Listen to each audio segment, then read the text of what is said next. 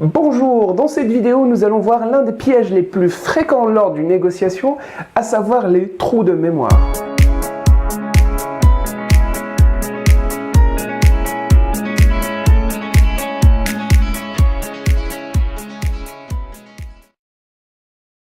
Les trous de mémoire est une technique commode pour rattraper une erreur. En effet, quand le négociateur de mauvaise foi se rend compte, par exemple, qu'il n'aurait pas dû accepter telle ou telle concession, il fait simplement comme s'il ne l'avait jamais accepté. Voici donc un exemple de situation. Mais je ne comprends pas, il me semble bien que la dernière fois, nous avions discuté ce point et nous nous étions mis d'accord. La dernière fois? Non, vous vous trompez probablement. La dernière fois, nous avons discuté le sujet de la durée de bail. Et je n'ai pas le souvenir d'avoir eu une quelconque documentation au sujet de l'exclusivité de l'offre. Encore moins l'avoir acceptée, et surtout au prix que vous proposez. L'une des façons de procéder pour éviter ce piège est de commencer par présenter le problème comme un honnête malentendu, même si au fond de vous-même, vous savez que ce n'est pas le cas. Je crains que nous ne soyons partis sur la base d'un malentendu. Attention! À aucun moment, il faut accuser votre interlocuteur de mauvaise foi, de mensonge ou de tromperie. Ensuite, présentez-lui votre version des faits, sans refuser la sienne et sans l'accepter. Voyez-vous, j'ai un souvenir différent de ce qui s'est passé lors de la dernière réunion.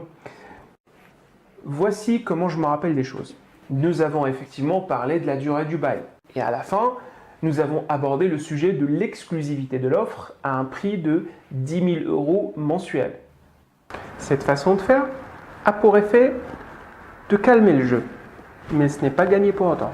Et à la fin, nous avons abordé le sujet de l'exclusivité de l'offre à un prix de 10 000 € mensuels.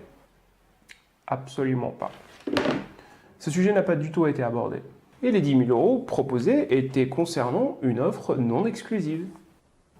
Si vous voulez l'exclusivité, ça ne sera pas à moins de 20 000 € et pour une durée de contrat de 4 ans minimum. À ce stade, commencez à comparer et à démontrer par des arguments logiques et non historiques que la version de votre interlocuteur ne tient pas la route.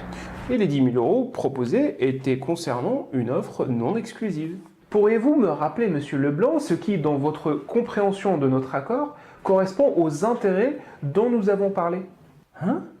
Un contrat de non-exclusivité chez votre concurrent le plus cher est de 6 000 €. Pouvez-vous m'expliquer pourquoi allions-nous vous offrir 10 000 € pour le même service?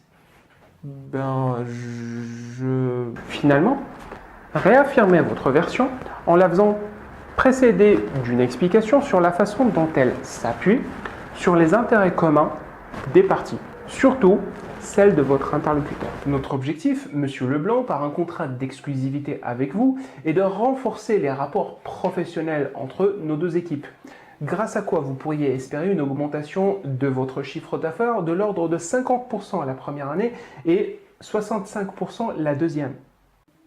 Puis continuez votre argumentation dans ce sens. Cette façon de procéder méthodique et argumentée va décourager votre interlocuteur d'avoir d'autres trous de mémoire. Néanmoins, pour vous protéger en amont contre les trous de mémoire, prenez l'habitude de faire un compte-rendu de la réunion, un compte-rendu à faire valider, si c'est possible, par votre interlocuteur à la fin de chaque séance de négociation. Face à l'écrit, les trous de mémoire sont assez rare. C'est tout pour cette vidéo, je vous remercie de l'avoir vu. S'il y a des points, des conseils que vous avez captés, qui vous ont semblé plus pertinents que d'autres, n'hésitez pas à les mettre en pratique.